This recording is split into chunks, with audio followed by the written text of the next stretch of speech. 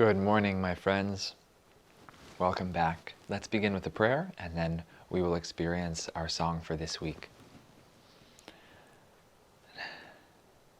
Heavenly Father, Divine Mother, dearest friend, beloved God, great masters, Jesus Christ, Babaji Krishna, Lahiri Mahashaya, Swami Sri Yukteswar, beloved Guru, Paramahansa Yogananda, saints of all religions, our friend Swami Kriyananda, we bow before you all.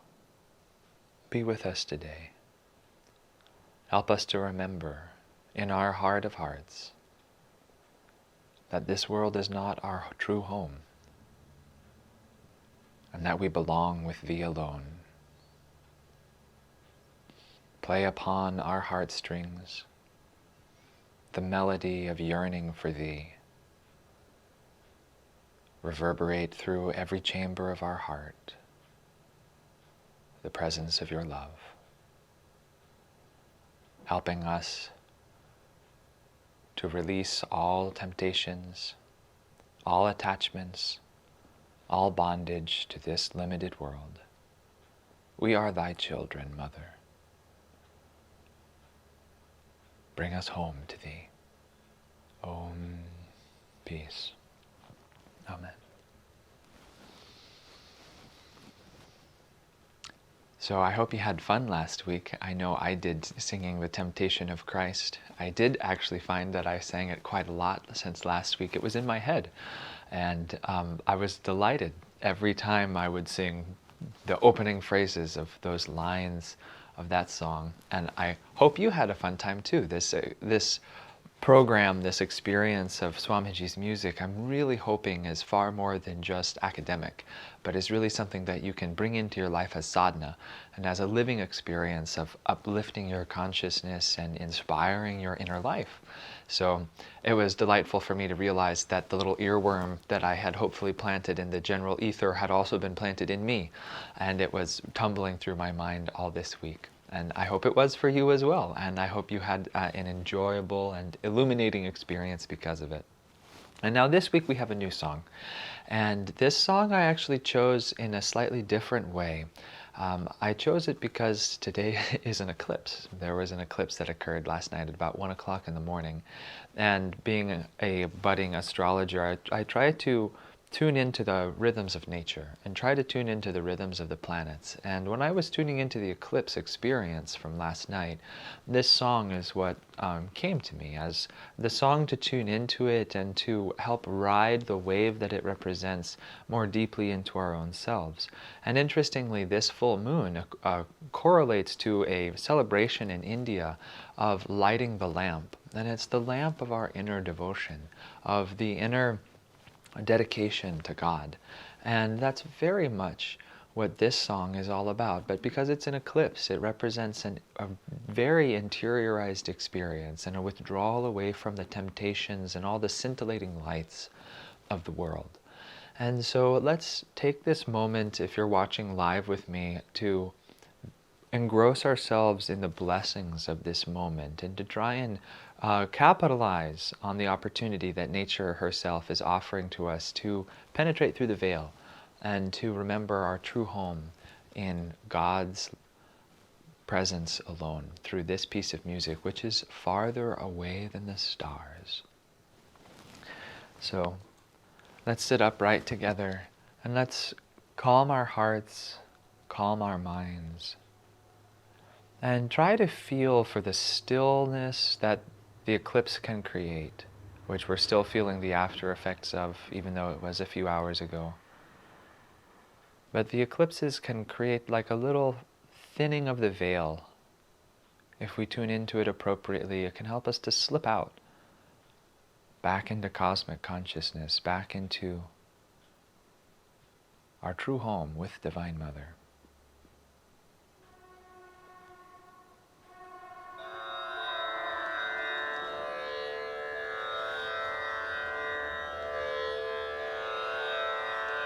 I have a love who's far away, far away, far away. I have a love who's far away, farther away than the stars, and yet she's stolen my heart away, heart away, heart away, and yet she's stolen my heart away, farther away than the stars.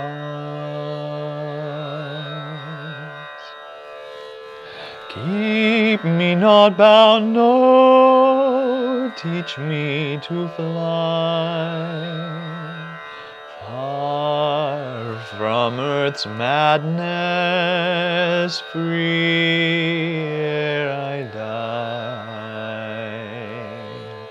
Keep me not bound here, teach me to fly farther away than the stars.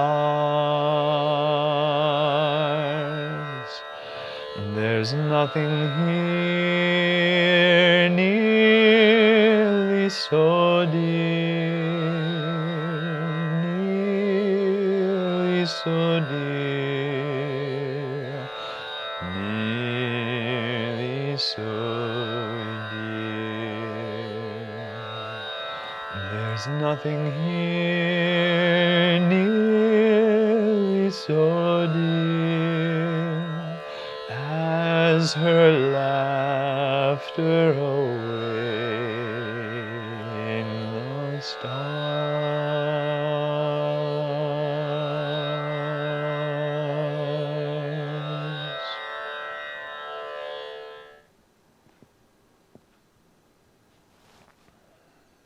Let's pause for a moment and feel ourselves slipping in and up the spine through this wonderful piece of music, farther away than the stars. Visualize your consciousness expanding into the cosmos and hear the echoes of Divine Mother's laughter reverberating farther away than the stars. There's nothing here nearly so dear as her laughter away in the stars.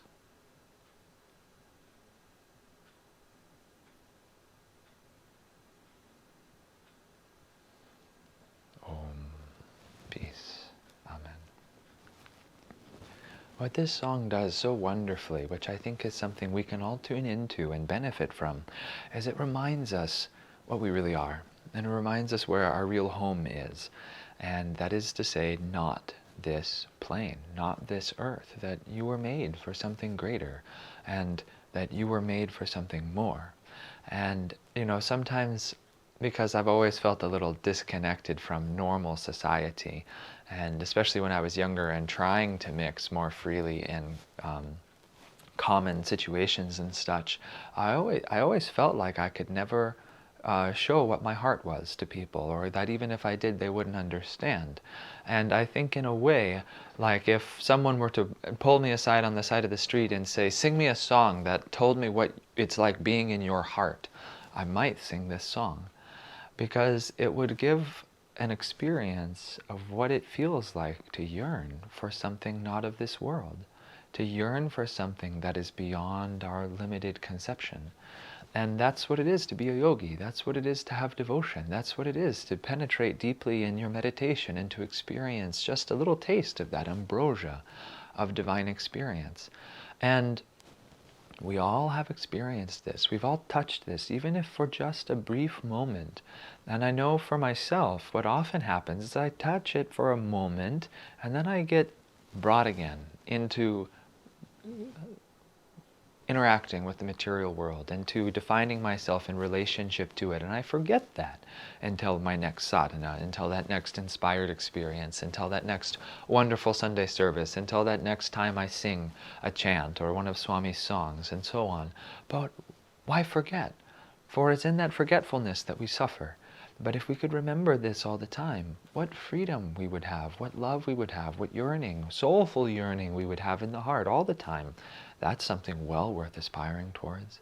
And that is what this festival is all about, lighting the lamp of the remembrance of your heart's love for God, that you have a love who's far away, far away. And I love this song because it uses the human experience to bridge the gap to a divine one. That again, like I said, if you were stopped by a stranger and they said, what's a song that encapsulates the feeling of your heart? And you said, I have a love.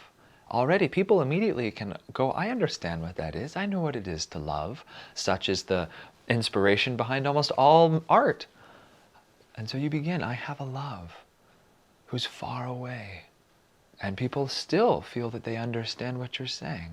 Ah, yes. Distant love, separated by space. Again, many stories have been written about this. I have a love who's far away. And the heart immediately knows what that is. That you know that you love this one. And you know that they love you too, and yet there is a distance there. And oh, if only that weren't so. I have a love who's far away. And then the line repeats, far away, far away. And every time it repeats, it's on a different melodic line that just deepens and intensifies that feeling. This isn't someone saying, oh, my wife is traveling in Europe and she'll be back soon. But when you hear this melody, it really makes you wonder, what does he mean when he says far away? And then he repeats, I have a love who's far away, farther away than the stars. And that's when it breaks the boundaries of our normal perception. What do you mean farther away than the stars? Not just a star, but all stars. And that's when if you were telling this to someone on the street, they would begin to wonder what you were talking about. And yet what's so elegant to me about this music is, as I said, the heart instinctively understands what you're talking about. Even if you haven't felt such a deep tremor of devotion, when you hear these lyrics, your heart understands by association what that is. And in fact, this is why we feel yearning when our human love is gone, because it reminds us, perhaps, of that yearning for the divine love, which we are ultimately bereft of. So then he continues in the second verse, and yet she's stolen my heart away. Isn't that wonderful? Because again, we're saying, I have a love who's far away, farther away than the stars. And yet, she's stolen my heart away. That it's not so distant that it becomes no longer in existence, no longer real. And yet, she's stolen my heart away. And those words, and yet, means, and even still, in spite of all of that, and yet, she's stolen my heart away. Heart away. Heart away. And yet, she's stolen my heart away, farther away than the stars. And again, imagine if you were to just say that spontaneously to someone on the street. Either they would be like lifted into a place of deep inspiration or think you were crazy. Then we get the yearnful third verse. Keep me not bound, no. Teach me to fly. Far from earth's madness, free ere I die. Keep me not bound here. Teach me to fly. Farther away than the stars. Wow, isn't that wonderful poetry? Keep me not bound, Ma. He's asking for that freedom. Free from this earthly turmoil, free ere I die, free before I die. Farther away than the stars. And I love that Swami uses that last phrase, farther away than the stars, but in a different context here. Teach me to fly farther away than the stars. And now it's not so much saying how distant it is, but it's asking for the strength, for the ability to make that distance, to go to where your love is. Instead of always feeling that she's farther away than the stars, Divine Mother, bless me that I too may find you farther away than the stars. And then we return back to the original melody that with the final verse, there's nothing here, nearly so dear, nearly so dear, nearly so dear. There's nothing here, nearly so dear as her laughter away in the stars. Doesn't that thrill your heart just to hear those words? There's nothing so dear as her laughter away in the stars. And again, it's bridging the gap between the love that our human heart knows and the love that our soul yearns for. And oh, does it do it so majestically. So let's sing this song this week. Let's consider these lyrics and sing them with sincerity. Sing this between you and Divine Mother. And that at first it's perhaps the yearning of your own heart deeply, but then you start a conversation with her and you're asking her to take you farther away than the stars. Now let's listen to the melody, because one of the wonderful things about this melody is it plays against a consistent drone, as you heard, I hope. And what this enables us to do is play with the heartstrings a little bit more intensely than other times, perhaps. And what this song does elegantly is it works with tension and resolution. It works with dissonance. And it's interesting, some people shy away from dissonance, but actually dissonance can be the very thing that allows your heart to relax more deeply when it resolves. So I'll play this on the cello now and just listen to the melody and just hear the tension and the resolution that the melody has against the static droning notes, which in a way could represent the Om vibration, as it often does in Indian music, and that it is our heart and our karma and everything playing against the Om vibration until at last we come into union with it at the end. So I'll start my tambura here, and then we'll listen to the melody on the cello.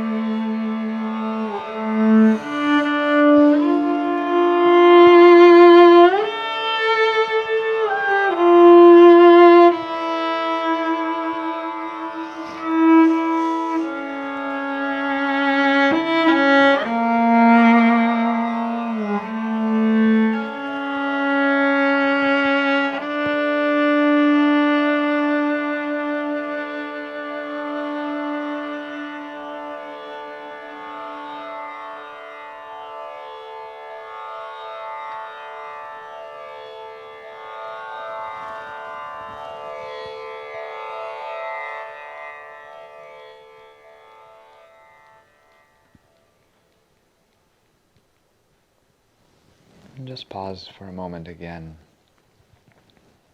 listening for her laughter away in the stars.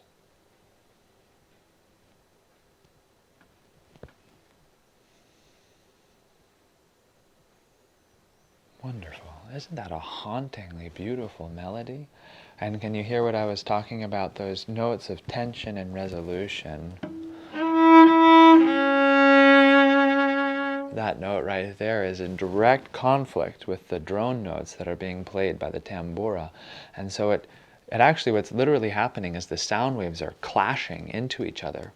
And you can even hear it if you're close enough to the two instruments generating the two tones. It almost sounds like the sound waves in the air are getting hit. It's percussive almost, because it's so close to resolution, but not quite. And so when we play these on the cello, it's so lovely to play with these lines, which you can get away with in a slightly different way when there's no words. But when you sing this, I encourage you, Swami puts as one of the only notes on the sheet music for how to sing it, it says freely, which means you can be expressive, which means you can allow each time you sing it to be new, to be the expression of your heart's yearning then. And I would love to work with each and every one of you individually on how exactly to express that, but obviously we can't do that together. But I encourage you to play freely.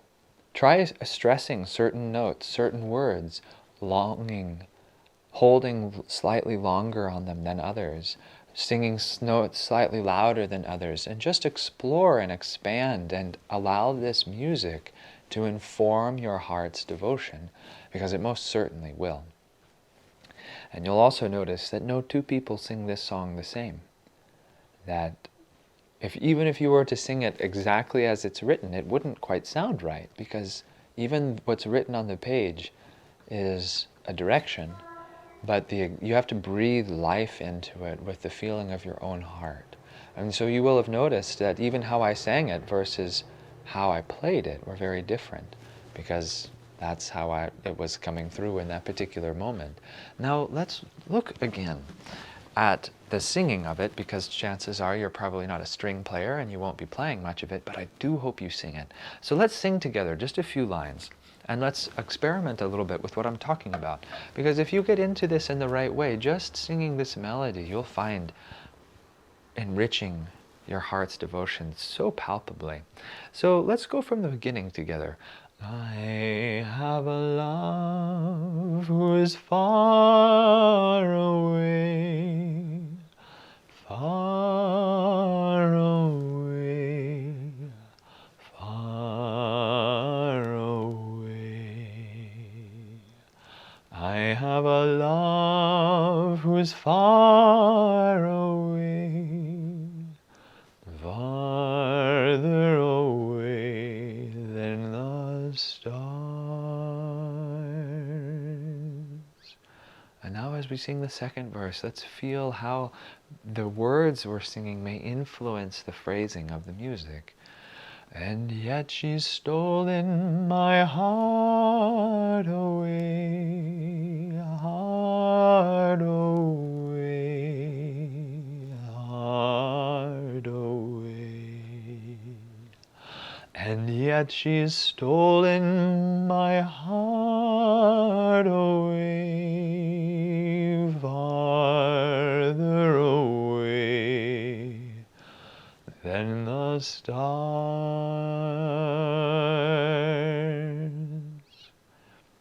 And if you're singing this for the first time, if you don't know the lyrics yet, just take one phrase. Even if all you sang was farther away than the stars. So much is contained there. And we could talk a lot about, as we have before, about the melody seeking its resolution. And in this case, it's seeking its resolution in the om of the drone, of the tambura. It's seeking back to the tonic. And so the tension and resolution is the heart yearning for God. And feel that when you sing that.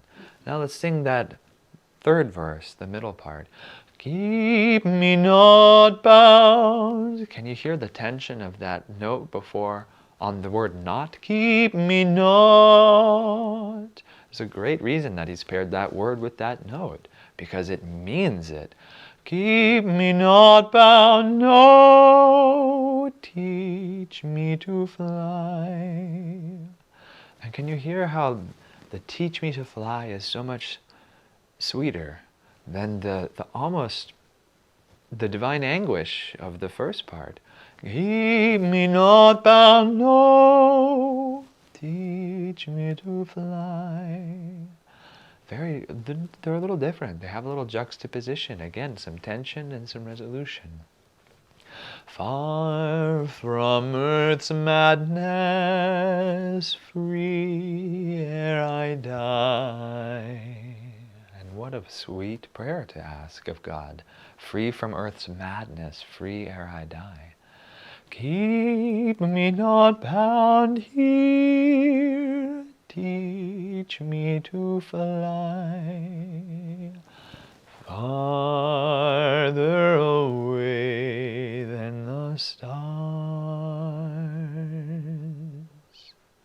So again, you could even just take that one verse. If you find yourself heartbroken or at any point in sorrow, sing that. Keep me not bound, no, teach me to fly far from earth's madness, free ere I die. We have so many sufferings in this world, so many things that can disappoint us, that can hurt us. But why not take each one of those as a divine prod to remember your devotional ardor for God, which this song can give you. Every time you are met with some pain, sing that line. Free ere I die. And then we return at last to the fourth verse. And there's nothing here nearly so dear, nearly so dear, nearly so dear. There's nothing here nearly so dear as her laughter away in the stars.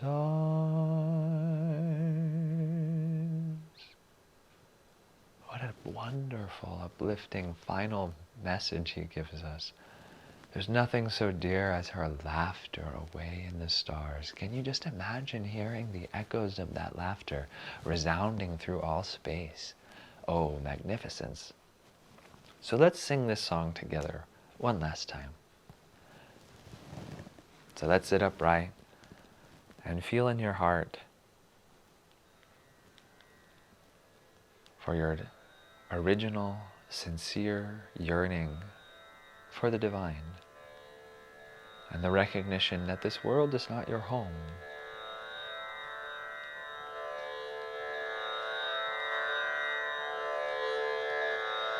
I have a love who is far away, far away, far away.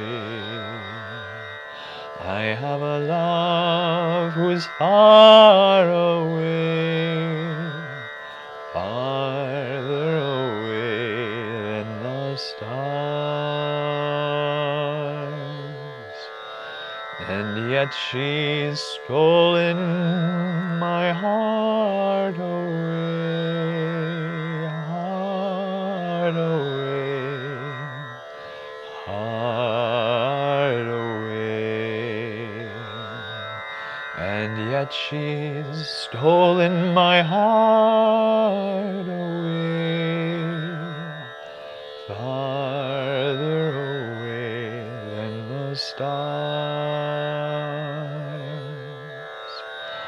Keep me not bound, no, teach me to fly far from earth's madness, free ere I die. Keep me not bound here. Teach me to fly farther away than the stars.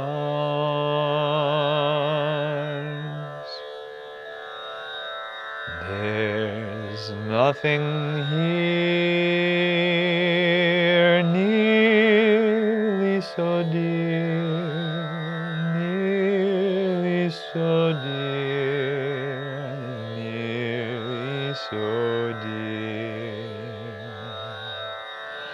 There's nothing here nearly so dear as her laughter away in the stars.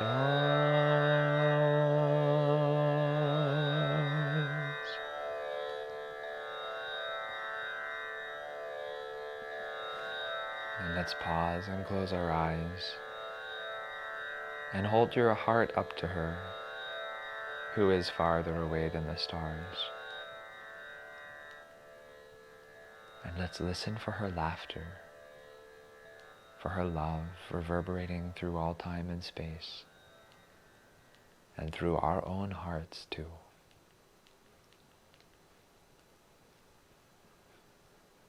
God bless you, friends.